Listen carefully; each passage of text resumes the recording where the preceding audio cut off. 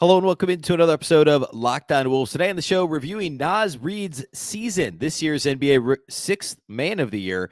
We'll talk about what he improved this year, where he could still incrementally improve in year two of his new contract. We'll also talk about Mike Conley, why even in clearly a declining state, his contract extension was so important, what he brings to the table for the Wolves. It's all upcoming. Welcome in. You are Locked On Wolves.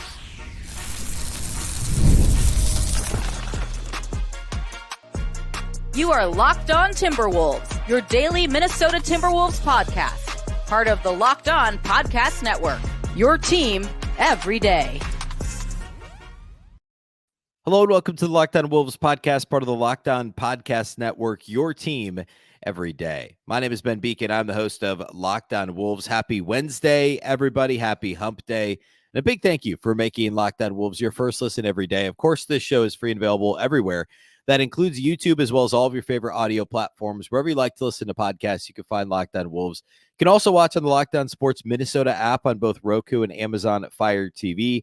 And you can follow on X at Locked On T-Wolves and also at Beecken with two B's, two E's, C-K-E-N. Going to get right into it today. Lots to get to. And we're talking Naz Reid. We're talking Mike Conley as the player review series continues. We're now into the Wolves' top six players. And there were a clear top six in terms of minutes played and reliance on them, especially in the playoffs, especially in the playoffs. So today we'll do Naz and we'll do Mike Conley, and then we'll continue the series. And what I'm thinking I'm going to do is do a full episode on the remaining four guys. So Jaden, Kat, Ant, and oh my goodness, who else is on the Timberwolves? Jaden, Ant, Kat, and Rudy. We'll do an entire show on each of those guys. Thursday, Friday, Monday, Tuesday is the plan, unless of course anything major breaks that we've got to cover in the meantime. So that's the roadmap here for the next few days, and then we'll spend the next week basically getting ready for the draft. We're just a couple of weeks out from the NBA draft, so almost exactly. So lots to cover here, and then by the way, right after that is free agency. So a ton upcoming here on the show. A reminder, the Minnesota basketball party is actually going to be your next episode right now in your audio feed. So it may not be up yet, but it'll be up later in the day on Wednesday. So you can check out the Minnesota basketball party with myself, Ron Johnson, the Ron Johnson Show, Reggie Wilson, the Care 11 sports anchor, and Jack Borman of Canis Hoopus. We will all be on there on Wednesdays throughout most of the offseason talking Wolves, at least through free agency. So be sure to check that out. We'll be talking about a lot of different stuff today. Of course, some of the ownership stuff. We're talking offseason. We'll be talking a little bit of finals. So be sure to check that out. If you don't want to wait to hear it in your audio feed, currently, right now, when you're listening to this, it's either live on YouTube, we're either recording it, or it's on YouTube. So go check it out on the Locked On Sports Minnesota channel on YouTube. All right. So let's start with Naz Reid. Naz, of course, has been fantastic. You know, if you're listening to this, you likely know the story. Undrafted out of LSU. Timberwolves brought him to Summer League, almost immediately offered him a two-way deal. By the end of the offseason, they were offering him a standard NBA contract, partially guaranteed, basically the same deal they gave Jalen Noel, almost actually maybe identical to the deal they gave Jalen Noel, who's a second-round pick in that same draft. And Naz was not a rotation guy his first year. He ended up playing a little bit more toward the end of the season. And then, I say that, before COVID ended the season in his rookie season. And then he became a rotation guy right away in his second year and that was the season that Ryan Saunders ceded the reins to Chris Finch. So he played under Saunders for essentially a season's worth of games. And then Chris Finch took over, and he's been a rotation player since then. He saw his minutes dip a couple of years ago. And then before this last year, the Timberwolves had this big decision because he played extremely well. His minutes went back up last season, really only because, last season, I mean 22-23, really only because of the cat injury initially. Remember, at the beginning of the 22-23 season, as much as Naz had been a rotation guy prior to that, he wasn't actually in the regular rotation at the start of last year. He had DNP CDs on opening night, 2 of the first 6 games, and then he was dinged up a little bit, but he was like an 8 to 12 minute a game guy. It wasn't always playing. Then Cat gets hurt right around Thanksgiving, and Naz became a mainstay. And he started some of the time. He started a game in Dallas last year at 27 and 13. He always plays good against the Mavs. For some reason, played 40 minutes in the 22-23 season. And he just cemented himself as this regular rotation guy and earns the contract he gets at the end of last season. And a year ago, we were doing shows. I was doing shows here on Locked On Wolves. I was worried a little bit about what the Wolves are going to give Naz Reid. I was afraid they were going to overpay him for what he would be able to provide a team that already had 2 max contract centers. And I don't take back any of that concern. The Wolves ended up getting him for an incredible, I don't want to say discount, but it was an incredible value, what they ended up signing Naz Reid for compared to what he likely could have gotten on the open market. The Timberwolves signed him to it. It ended up being a 3-year deal, and it was worth, a 3-year deal worth, what was it? It was about 49, 50 million, something like that. And he made 12.9 this year. He'll make almost 14, about 14 million next year. And then there's a player option on year 3 that's over 15 million. I was afraid the Wolves were going to give him more than that. And I was also afraid that the Wolves wouldn't be able to integrate a true rotation with 3 of their top 6 players being, I don't want to say natural centers, because Naz and Kat have skill sets beyond that, but positionally, the position those 3 guys had played the most over their pro careers was obviously center. So I was worried about the cost of Naz plus the rotation, and because even last season when Kat missed 50 plus games consecutively, Naz only averaged 18 minutes a game. And my take a year ago was, if he only averaged 18 minutes a game when Kat was out for 2/3 of the season, 3/4 of the season, how's he ever going to play enough to justify a massive contract? Well, the Wolves ended up getting a pretty good deal on Naz contract-wise, and he still played more than 24 minutes a game this year. Ended up starting 14 games, but the ideal scenario, even when the Wolves were shorthanded, was to have Naz coming off the bench. There was sometimes where Chris Finch didn't really have a choice because there wasn't a whole lot of depth behind him. And of course, he ends up winning 6th Man of the Year. And the contract value is awesome. Now, we'll talk about looking ahead for Naz in the next segment here as we close out with Naz. So we'll get to that, because I do have thoughts on the future of Naz, which sounds like a movie or something.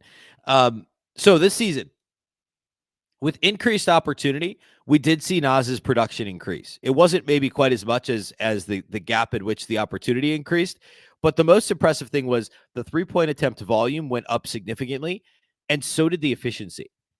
Before this season, Naz Reid was only a 34.4% career 3-point shooter. And that's easy to miss, because remember when he was in summer league in his rookie year, and he was frankly out of shape, overweight, and was just kind of like this big guy who didn't jump on his threes and just jack threes. And I remember at the time, the first couple years of his career, and during COVID, doing podcasts and saying, look, the idea here is he could provide a reasonable facsimile of what Karl-Anthony Towns provides. And if there's a Cat injury, he can come out there and shoot threes at league average-ish, and do some of the same stuff as Cat, and that's kind of what he is. Well, he ended up he's not just a reasonable facsimile now, he's still not quite the same shooter as Cat, because Cat is literally one of the greatest big men shooters of all time, and one of the best shooters, full stop, period, in the NBA currently. But Naz went from 34.6% last season to 41.4% this year. That's nearly a 7% increase on three-point accuracy. And it's essentially the same for his career. In fact, it's exactly 7%. Coming into this last season, he was a career 34.4% shooter from 3. He shot 41.4%, 7 points better, while increasing his efficiency. And that is the key here. Or I should say every bit as much the key. He nearly doubled the number of attempts from the 22-23 season to the 23-24 season. A lot of that is opportunity, but we also saw his 3-point rate go up as well. So he was not only just on the floor more often and shooting more shots, but he was shooting a higher percentage of his shots from outside the arc. Nearly half of his shot attempts this season were from the 3-point line. Now, there were some things that were sacrificed there. There was less offensive rebounding. There was less getting to the free throw line. But grand scheme of things, the increase in both attempts, frequency, and efficiency was a good thing for Naz and a good thing for the Timberwolves. It just added another layer to the Wolves offense, and it made him playing alongside Rudy and even also playing alongside Cat that much more tenable, because he was so dynamic from outside the arc. We'll talk a little bit more about that, a couple areas where he could improve slightly. We'll talk about how the playoffs ended for him and his contract. We'll do all that here next.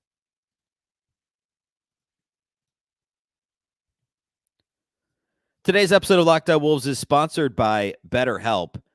When we all carry around different stressors, and we do, they can be big, they can be small, but when we keep them bottled up, it starts to affect us negatively. Therapy is a safe place to get things off your chest and to figure out how to work through whatever might be weighing you down. And look, there's a lot of really important things out there that are weighing on people, certainly. And right now, this may seem minor, but it bugs me a little bit that to this point, in game 3 is tonight, but Boston is having a relatively easy time with the Dallas Mavericks. Remember, the Timberwolves played Boston to overtime in both games. They lost at home in that awesome game the first week of November. They won at home in the first week of November and lost on the road, both games in overtime. And yet Dallas, even though, 4 of the 5, really 3 of the 5 games were close against Dallas, 4 of the 5, the Wolves ended up really just like Dallas pretty much dominated that series for the most part. And the Celtics are pretty much dominating the finals. Now we'll see what the Kristaps Porzingis injury does to impact the games moving forward, but certainly disappointing thus far in the finals. Not the showing I was expected from Dallas, who made it out of the rough and tumble West. But all that to say, the Celtics deserve to win the title, and I'd be totally fine with them winning. They were the best team in the regular season. Look, this is a pretty minor thing to stick in my craw, to get upset about, grand scheme of things. But look, everybody's got different stuff that bugs them. And if you're thinking of starting therapy, give BetterHelp a try. It's entirely online, designed to be convenient, flexible, and suited to your schedule. Just fill out a brief questionnaire to get matched with a licensed therapist and switch therapists at any time for no additional charge. Get it off your chest with BetterHelp. Visit BetterHelp.com/LockedOnNBA today to get 10% off your first month.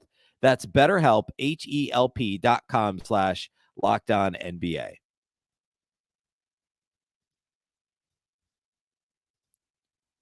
Do you watch Fox Sports or ESPN on your TV all day long? If so, no doubt you have to turn down the volume because of all the shouting. Make the switch instead to Locked On Sports Today, a free 24/7 sports streaming channel program for you every day to bring you the biggest stories without all the screaming. Locked On Sports Today brings you can't-miss analysis, opinions, and news, streaming 24/7 on YouTube or the free Amazon Fire TV channels app, part of the Locked On Podcast Network, your team every day. All right, let's talk a little bit more Naz Reid. So we talked about how he increased his frequency on three-point attempts. He increased his efficiency on three-point attempts. It led to less offensive rebound opportunities, less free throws overall, but he also turned the ball over less because he wasn't trying to do too much. He very slightly had a career low in assist rate. He did have his lowest turnover rate in 3 years.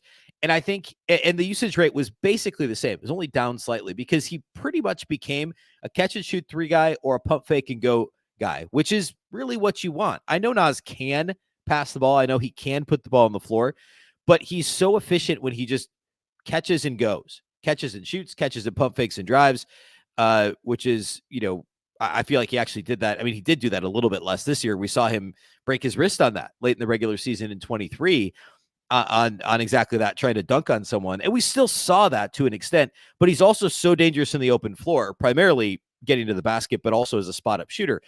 It's the perfect skill set to fit a team with Anthony Edwards. And in a lot of ways, I'm not going to argue that. I'm sure there would be Wolves fans that would argue he's a better player than Karl-Anthony Towns. I'm not going to make that argument, but the actual skill set kind of sort of fits Ant better because Naz isn't trying to do too much. He's not overthinking things. And if you have Ant, who's going to dominate so many of your possessions, if he ends up with a usage rate north of 30% or whatever, which is probably in the cards in the near future, then you want a guy who's going to play off the ball, catch and shoot, catch and drive. Basically it's like the basketball equivalent of a 3 true outcomes player in baseball, right? Walk, hit, homer. Walk, strikeout, homer. Naz is like 3-pointer, dunk on someone, or rotate the basketball, right? I mean, that's like what Naz does. He doesn't overthink things. He's not trying to make crazy passes usually. He's at least reduced that. So a lot to like about Naz's offensive game. My biggest gripe with Naz, and if you've been with this podcast, I started doing this podcast like right after Naz was added after the summer league. So Naz's rookie year. Love Naz Reid. My biggest hang up with him has been his lack of rebounding for his size. Now, he's also played the 4 a lot more this year than he ever has before in his career. So he was pulled away from the basket a little bit more frequently. And I already mentioned the offensive rebound rate came down because he was shooting more threes and was in the paint less often. Fine. The defensive rebound rate, though, after a career high last season of almost 23%, which was up after a career low 18% the previous year, fell back down to about 19% this year. So his total rebound rate was down almost 3 points. And this was a career low. He's got to contribute a little bit more there. And rebounding was an issue for Minnesota at times this year. It was really kind of started the year, they were good at it. Then they had a stretch where they were awful at rebounding the ball. And then toward the end of the season, they improved, and they ended up being a top 10 defensive rebound rate team. But Naz has to do a little more on the glass. I'm nitpicking. I certainly am nitpicking. But that is, to me, the next thing. Like, if we just want to talk like per game averages, he was 13.5 and 5 this year. That should be 6.5 rebounds a game. Naz has that in his skill set in terms of his size, his length, his nose for the ball, and his athleticism. So now he's also just going into his age 25 season. Like, he turns 25 here this summer. Yeah, the end of August. So he's got room to improve. And he certainly, like, the other thing is he's absolutely emphasized this is essentially a contract year for him again. I know it was a 3-year deal, but year 3 is a player option. So Naz gets his, what did I say, like $13 million this year? Yeah, well, 13.9, basically $14 million this year. He's got a player option for just over $15 million for 25-26. But you could bet, unless he gets hurt, knock on wood, hopefully that doesn't happen. Unless he gets hurt this year, he's opting out to get a bigger contract on the open market, and the Wolves aren't going to be able to keep him. And that's one of the reasons why I've at least entertained the possibility on the show of a Naz Reid trade. I don't think they will trade him. I want to be very clear about that. But the Wolves have to be open to the idea. I've already seen other teams, beat writers, talking about, like, could you trade for Naz Reid? But nobody in Minnesota is talking about it because Target Center would not withstand the, I don't know. People would be upset if let's just say that the Timberwolves traded Naz Reid. I don't think they will. The easiest path to reducing salary and making the pieces fit would be trading Karl-Anthony Towns and then signing Naz Reid to an extension. That's still probably, I don't think they do that either this year, but that's more likely than trading Naz. There's, so if there's a 40, that's maybe high, a 35% chance. I'm just throwing this out there. 35% to 40% chance they trade Cat, probably a 10% chance they trade Naz. I don't think they do. But if someone overwhelmed them, OKC comes along with picks and whatever else, I don't think they trade him in division. But, like, you think about it, because you have to alleviate your salary crunch in some way, and you still have Karl-Anthony Towns, and then you would also have whatever you get in that trade. So I don't think the Wolves do it, but they have to be, and certainly they are. Tim Connolly's thinking about what happens if and when he opts out 12 months from now, because that's a real thing. Say he goes out and averages 15 and 6 this year, and, Rudy or Cat gets hurt, he ends up starting more, and maybe the numbers are even better, and he shoots 40% from 3 again.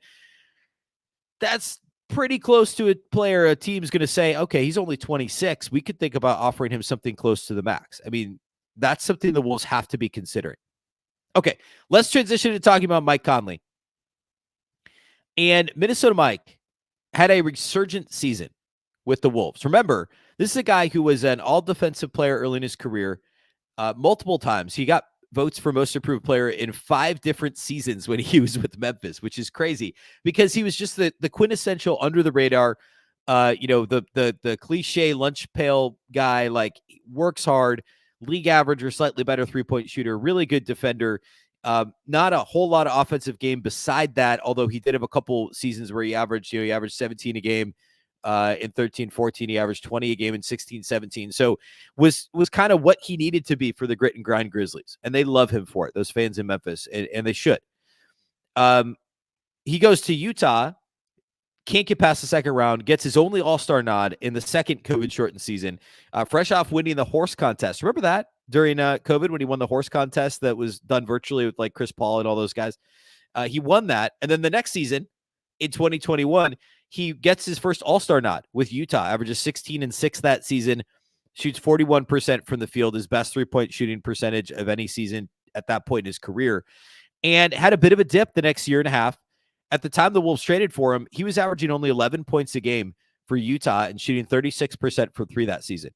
When Tim Connolly traded for Mike Conley in that D'Lo trade, also got a pair of second-round picks, also got, who we talked about on Tuesday's show, Nickeil Alexander-Walker, a super savvy trade from Tim Connolly.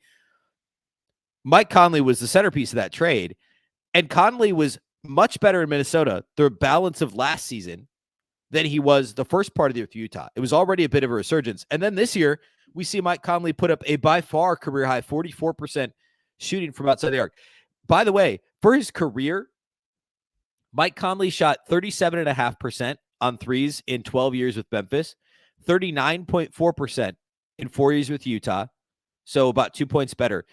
And over the course of 100 games, he's played exactly 100 regular season games with the Wolves. He's shot 43.6% from outside the arc. So he shot 2 points better in Utah than in Memphis. He's now shot 4.2 points better over 100 games from outside the arc in Minnesota than he did in Utah, which is, by the way, 6.1 points better than what he shot from outside the arc in Memphis. So he's continued to improve his three-point shot. And now that's really all he does. His three-point rate was about 0.63 this year, which means that nearly 2/3 of his shot attempts were three-pointers. And last year was his previous career high. The year before that was his previous career high. So it's just to continue to happen, just like we talked about with Naz. The frequency of his three-point attempts has increased dramatically, as has the efficiency of his three-point makes.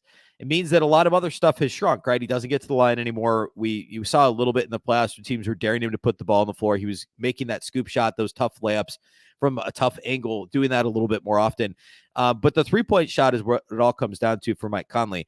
I want to talk a little bit about the contract extension the Wolves signed him to, what we saw in the playoffs from Conley, and what his role might be in the next 2 years, because they've got him under contract now for 2 more seasons. So we'll talk about all that here next.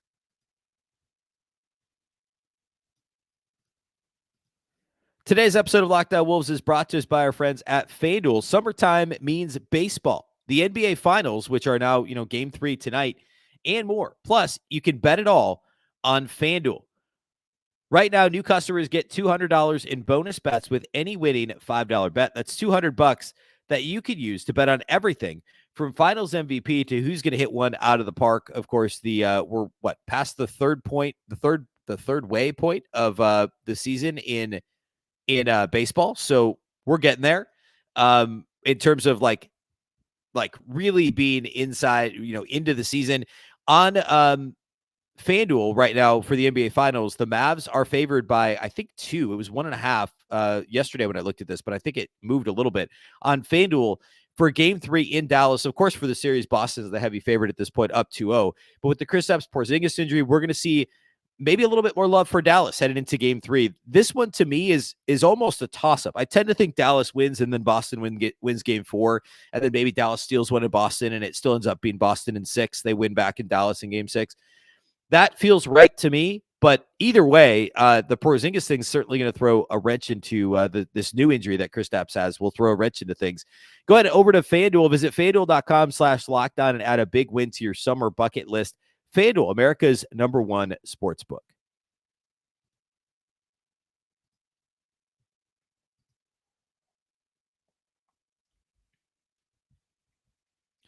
All right, Minnesota Mike Conley. We talked about his increase in both frequency and efficiency from outside the arc in his Minnesota career, and it didn't come it didn't sacrifice his assist rate. His assist rate is not where it was when he was a true point guard, steering the ship in Memphis a decade ago. But it was back in line with what it was last year. It was ahead of what it was 2 years ago in Utah and in line with where it was in his All-Star season in Utah, because he still had the ball in his hands quite a bit this year. And that is a lot of his value. It's funny. It's almost like he plays 2 different roles with the Wolves. One is as more of a true point guard where he's setting the table. He's getting the ball to the right place, gives Ant a break from bringing the ball up the floor, which, as we saw late in the season, Ant's got some conditioning stuff to work on if he's going to truly play as much as he has. But Conley would be the straw that stirs the drink where needed. But he also can 100% play off the ball and knock down threes at a 44% clip. His catch and shoot number was crazy. I had it, I lost it, but it's crazy this year, and it's been really good. I talked about this when the Wolves traded for him. He actually has a better catch and shoot three-point percentage for his career and each individual season of the last 4 or 5 than D'Angelo Russell. And everyone, obviously D'Lo's a scorer, but what Mike Conley is able to do as a catch and shoot player instead of off the dribble is better than what D'Angelo Russell could bring to the table. And you don't deal with all the other stuff. And I'm not talking about like the off the court, the locker room stuff. I'm talking about Mike Conley doesn't have to put the ball on the floor and try and score and get his own shot. So you're not worried about feeding Mike Conley. Now, were there times where he probably should have been more aggressive? Yes. And we did see that a little bit in the playoffs. We saw him get a little more aggressive, but he was really good overall in the playoffs. I mean, we saw him all of his numbers were basically in line with what he did in the regular season. Outside the arc, he ended up shooting 39.5% from three. So, more like his career number versus his regular season number this year, 44%. But all the rate-based stuff was about the same. I thought he was appropriately aggressive. He could have been a little more aggressive at times in the playoffs. I think that's true. Now, the bigger issue for Mike Conley is defense. And the Wolves just signed him to this contract extension, which was the right move, by the way. But now he's under contract for 2 years and about 20 and a half, almost $21 million. And there were some places, I think the Bill Simmons podcast was like, what are they doing signing Conley to this extension? This was, of course, in February. So it was before they closed the season, almost at the 1 seed, continue to play well through the end of the season before the playoff run where they get to the conference finals. And it was very clear how important Mike Conley is to this team. And it's because he can do all of the above. And the locker room and the off-court stuff matters too. That's part of it. But if he's going to shoot north of 40% from three, be a dynamic catch-and-shoot player, and also be able to calm things down and run the offense, he's worth this. The problem becomes defense. And Mike Conley, like I said, he's a former all-defensive team player. He had votes for Defensive Player of the Year back in Memphis, in his time in Memphis. But he's also 37 years old. Or he will be 37 years old in October. So he's going to play all of next season at 37, and he's under contract now for, 10 plus million in his age 38 season. He's already clearly at least a half step slower, maybe even start of the year to the end of the year. Now, maybe that's just getting tired over the course of the season as a 36-year-old, which you're allowed to do. Or maybe it's, by the way, I just noticed that the Bite nickname made it onto his Basketball Reference page. So I'm sure Mike Conley's happy about that. Man, it wasn't there a few weeks ago. It's there now. How is Bite on there, not Minnesota Mike? That's messed up. We got to talk to Basketball Reference about that. But anyway, Mike Conley defensively was worn down at the end of the season. He was the weak link for this team, and he was throughout the year.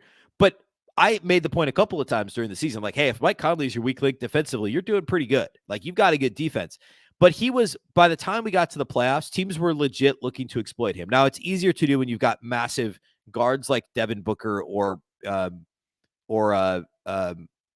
Doncic, effectively these big guys that are going to either shoot over him or take him into the post or whatever, or just simply overpower him off the dribble. And he's got to reach in. And we saw his foul rate go up a little bit in the playoffs. Part of that is just playing better teams. Part of it, I think, is him getting worn down over the course of the season. The question is how much of it is him being 36 and a half and, having a lot of tread on the tires or a lot of tread worn off the tires. We'll see. We'll see how he comes back in the fall, but the Wolves are on the hook for the next 2 years now at almost $21 million. And again, I want to reiterate, I was good with that contract. I'm still good with that contract because you have to have somebody there. They didn't have anybody. And they would have been taking this, a conference finals team into the offseason with no plan at point guard, and you can't do that. So it was the right move. And even if he's a half step slower defensively, that shouldn't hurt them too much in the regular season. You can still manage that. You can manage his minutes better. He barely rested at all. He doesn't like to take rest games. He ended up playing in 76 games this year with no real injuries, just a couple of rest nights here and there, which, by the way, was the most games he's played in a season since 2013. I should have started with that. Mike Conley played the most games in a season this year that he's played in 11 years since he was 25 years old, which speaks to a lot of things. It speaks to Mike wanting to play every night. Obviously some good luck mixed in, but the Wolves training staff and their plan to rest him occasionally, like it was the exact right mix. He still played 29 minutes a game. That number is going to go down next year.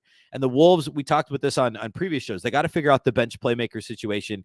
They got to figure out, is it, I don't think they're finding someone at the 27th pick that's going to be their backup point guard. We'll talk more about that next week, but I don't think that's going to happen.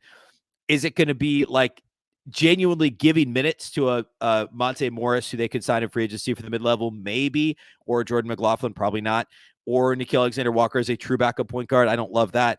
Last year was supposed to be Shake Milton. It didn't happen. They didn't trust him. And so it ended up being more and more Mike Conley, which was good for the overall bottom line, if you will, but bad when it came to April, May, and Mike Conley was worn down. So we'll see what that looks like. Defense is my only concern, because if he's going to keep shooting 40+ from outside the arc, teams have to respect him. And he's not going to suddenly be a bad passer. It's just if he has no juice and he still had enough juice to get past people when he needed to this year. He just what does that look like a year older or 2 years from now? So I don't have concern for next year. I think next April, next May, playoffs are a concern again defensively. Maybe by that point, the Wolves feel comfortable giving somebody else some more frequent minutes, but then your offense is impacted when Conley's not on the floor. So smart contract, savvy contract, great year for Minnesota Mike. Looking forward to seeing what next year looks like for him and what the Wolves do at the backup point guard spot. But very happy for him and for the Wolves that they got the contract done, and he'll be in Minnesota for the next 2 years. All right. That's all we have for you today. We're going to do tomorrow's show. We're going to get into the rest of the Wolves starters, the top 4 guys in the starting lineup. And we'll do one tomorrow, one Friday, one Monday, one Tuesday, barring any additional news that we've got to cover that crops up. Make sure to check out the Minnesota Basketball Party, the next episode in your feed over on Locked On Sports Minnesota on YouTube. Yours truly will be on that this week, so go check that out. A big thank you for making Locked On Wolves your first listen every day. Of course, this show is free and available everywhere. That includes YouTube as well as all of your favorite audio platforms. Wherever you listen to podcasts, you can find Locked On Wolves. You can also watch on the Locked On Sports Minnesota app on both Roku and Amazon at Fire TV. And you can follow on X at Locked On T-Wolves and also at Beecken with 2 B's, 2 E's, C-K-E-N. Of course, the Locked On Wolves podcast is part of the Locked On Podcast Network. Remember, the Locked On Network is your local experts on all the biggest stories. Once again, I'm Ben Beecken. This is the Locked On Wolves podcast, and we'll catch you next time.